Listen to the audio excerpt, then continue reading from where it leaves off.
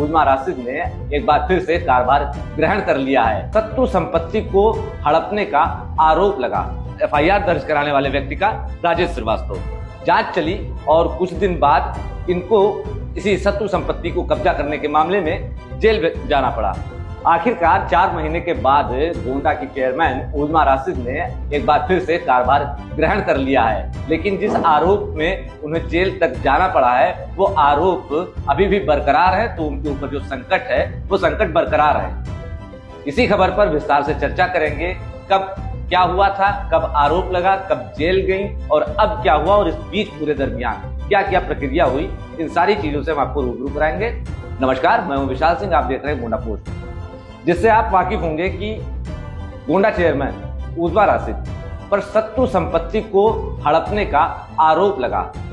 यह आरोप किसके द्वारा लगाया गया? उस व्यक्ति का नाम है राजेश श्रीवास्तव, निवासी बताए जाते हैं आवास विकास के। इसी के साथ भारतीय जनता पार्टी के भी एक नेता हैं सूर्यनारायण तिवारी, उन्होंने भी सत्तू संपत्ति को लेकर यह आरोप लगाए थे। जब उजमा राशिद का 2.0 का कार्यकाल शुरू हुआ, उसके बाद से ही इनके ऊपर जमीन को हड़पने के, सत्तू संपत्ति की जमीन पर कब्जा करने के ऐसे कई आरोप एक के बाद एक लगने लगे। बीते मार्च महीने में सत्तू संपत्ति को ही कब्जा करने के मामले में इनके ऊपर एफआईआर दर्ज कराया गया। नाम था एफआईआर दर्ज कराने वाले व्यक्ति का राजेश श्रीवास्तव। उन्होंने इस पूरे मामले पे इन पे एफआईआर दर्ज कराया। एफआईआर दर्ज हुई और इसी के बाद जांच चलने लगी।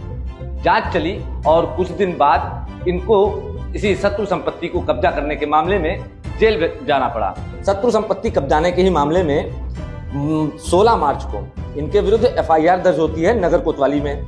जांच चलने लगती है और 5 अप्रैल को इनके घर से ही इनकी गिरफ्तारी हो जाती है। हालांकि 4 अप्रैल की देर रात नगर कोतवाली की पुलिस उजमा राशिद के पैतृक आवास पर पहुंचती है और रात से ही लेकर दोपहर तक एक सिलसिला चलता है पूरे जिले में कि उजमा राशिद को नजरबंद कर लिया गया है। और 5 अप्रैल को इनकी दोपहर में गिरफ्तारी हो जाती है, जिसके बाद इनका मेडिकल होता है। मेडिकल होने के बाद जब ये जेल जाने के लिए निकलती हैं तो मीडिया के कैमरे पर जोर जोर से बोलती हैं कि इंशाअल्लाह इंसाफ होगा और जीत हमारी होगी। फिलहाल गिरफ्तारी हो जाती है, घर जेल चली जाती हैं और 18 अप्रैल को ही इनका अधिकार भी शासन द्वारा सीज कर दिया जाता है और अधिकार दे दिया जाता है सिटी मजिस्ट्रेट को।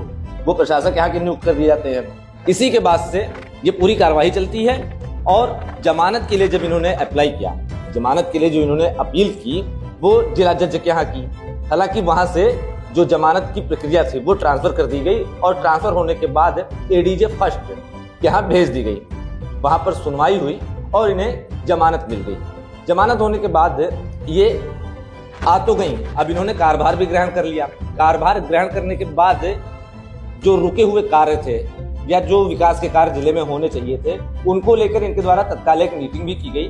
जो सभासद थे उन्होंने इनका स्वागत भी किया और अब जब एक बार ये नगर पालिका में फिर से आ गई और ये स्वागत हुआ और मीटिंग ली इन्होंने, इसके बाद जैसा मैंने पहले बताया कि जो सत्तू संपत्ति को कब्जाने का मामला अभी चल रहा है, उससे जो संकट के बादल हैं वो उजमा राशिद के ऊपर से हटे नहीं हैं। उसमें जांच चल रही है। आगे अगर आरोप तय होता है तो ये भी देखना दिलचस्प होगा कि अगर आरोप तय हो गया तो उजमा राशिद को एक बार फिर से जेल का रास्ता देखना पड़ सकता है। तो कहीं ना कहीं जो सत्तू संपत्ति का पूरा मामला चल रहा है, उजमा राशिद के बीच, राजेश श्रीवास्तव के बीच, भाजपा के सूर्यनारायण तिवारी के बीच जो खींचातानी चल रही है, उसमें आगे क्या होगा ये भी देखना दिलचस्प होगा।